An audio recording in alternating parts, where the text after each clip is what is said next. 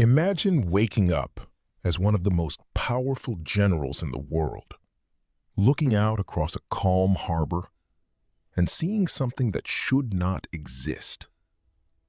That is exactly what happened to British General William Howe on the morning of June 17th, 1775. Overnight, out of nowhere, an entire fortress had appeared on the hills across from his fleet. Cannons, walls, trenches, all built in complete silence, while his ship sat anchored less than a mile away. He had 2,000 of the best trained soldiers on Earth. The men on that hill were farmers and blacksmiths, carrying hunting rifles. By every rule of war, this fight was already decided.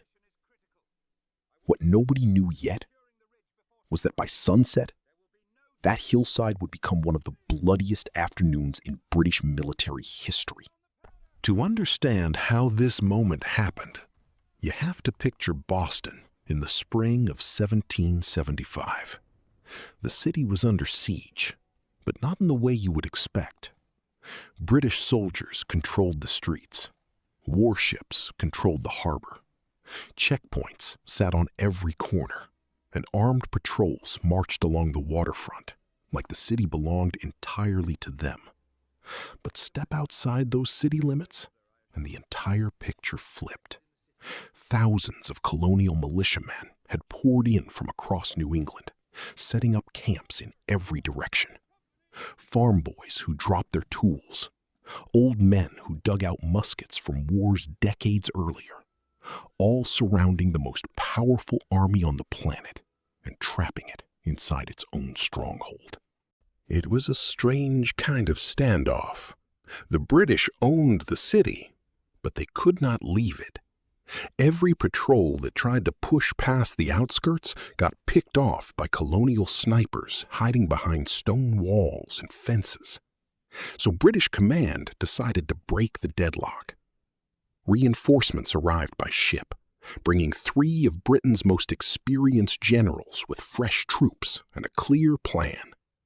Take the high ground surrounding Boston, place cannons on it, and force the colonial militias to scatter under fire. On paper, it was a brilliant strategy. Whoever controlled the hills controlled the entire siege, and the British intended to be the ones standing on top of them. But word got out. Intelligence in 1775 traveled fast in both directions, and colonial leaders soon learned exactly what the British were planning. So on the night of June 16th, roughly 1,200 militiamen marched out of Cambridge under total darkness with orders to fortify Bunker Hill, the tallest point on the peninsula. But when they arrived, their commander made a decision that would completely reshape what happened next. Instead of digging in on Bunker Hill, they moved to a smaller hill just ahead of it called Breed's Hill, close enough to put them directly within range of the British warships. It seemed like a small adjustment. It was anything but small. All through that night, 1,200 exhausted men dug with everything they had. No lanterns, no fires. Orders passed only in whispers, so the sentries on the anchored ships would not hear a sound. They built walls 6 feet high, packed the dirt down by hand, and worked in near total silence under a warm June sky. At one point, a shovel scraped against a rock, and every single man froze, staring out at the dark shapes of the warships floating just offshore. Nothing happened. And somehow, almost unbelievably, the entire British fleet missed what 1,200 men were building right under their noses through the whole night. At first light, a sailor aboard a British warship finally spotted the new fortress rising out of the morning fog. Within minutes, cannon fire lit up the harbor. The bombardment looked terrifying from a distance, smoke and dirt exploding across the hilltop. But the angle was wrong. Most of the shots sailed over the walls or buried harmlessly into the packed earth. Back in Boston, the generals argued over what to do next. One wanted to outflank the colonists and cut off their escape entirely, a smart and nearly bloodless plan. But General Howe wanted something different. He wanted a direct frontal charge, believing that crushing the rebels head-on would break the spirit of the entire uprising once and for all. Around 1 in the afternoon, British soldiers began crossing the harbor by the boatload, each man carrying roughly 60 pounds of gear on his back. They formed into disciplined lines on the beach, red coats blazing against the green grass, and began marching straight up the hill under the brutal June sun. On top of that hill, the colonial commander watched them come, knowing his men were outgunned, undertrained, and dangerously low on ammunition. Some had only 15 rounds each. Others had packed their guns with scraps of metal and broken glass just to have something to fire. So he gave them one simple order that would echo through history for the next 250 years. Hold your fire until you can see the whites of their eyes.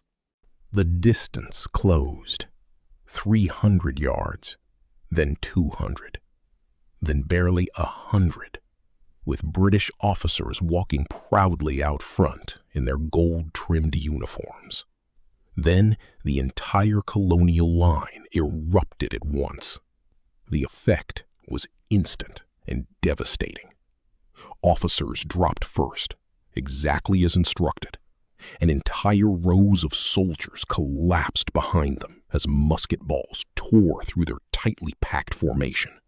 The advance shattered into chaos within seconds. Soldiers stumbled over fallen comrades and slipped in the blood-soaked grass, unable to push forward through the wall of gunfire. Within minutes, the first wave retreated down the hill, leaving the slope scattered with the dead and wounded behind them. Most armies would have stopped there, but these were trained regulars, built from day one to follow orders no matter the cost.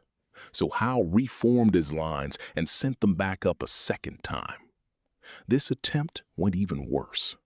The colonists let them close in again before unleashing another brutal volley. And on the flank, one commander told his men not to fire a single shot until the enemy crossed a stake he had planted in the ground 40 yards out. When they did, his troops opened fire so intensely that survivors later said British soldiers fell in rows like wheat cut down by a scythe. By the end of this second failed assault, the British had already suffered hundreds of casualties without capturing a single inch of ground. Howe gathered reinforcements and, almost unbelievably, decided to try a third time. But this time, he changed everything. He ordered his men to drop their heavy packs, narrowed the attack to focus directly on the fort, and told them not to stop and fire on the way up. Just charge straight in with bayonets. This time, it worked differently. The colonists, nearly out of ammunition, fired their last rounds, then threw rocks, swung their muskets like clubs, and grabbed fence rails to use as spears. British soldiers finally poured over the walls, and what followed was brutal hand-to-hand combat in thick smoke so dense that men could barely see who they were fighting. Inside that chaos, a respected colonial leader named Joseph Warren was killed instantly by a musket ball, a loss that one British officer later said was worth 500 ordinary soldiers to the rebel cause. With no ammunition left, the colonial commander ordered a retreat, and by late afternoon, the British held the hill. Technically, they had won. But the cost of that win was staggering. Of roughly 2,200 British soldiers who took part in the assault, over 1,000 became casualties, with more than 200 killed outright. Entire companies lost every single officer they had. In comparison, the colonists lost around 450 men total. The British had captured one small, strategically minor hill, and it had cost them nearly half their attacking force in a single afternoon. Casualty numbers that rivaled some of the bloodiest battles in European history, against an army that was supposedly just a disorganized colonial mob. One British general, who had opposed the frontal assault from the start, wrote that night that this had been a victory bought far too dearly, warning that one more win like it would leave them with no army left in America at all. And General Howe himself never fully recovered from what he witnessed that day.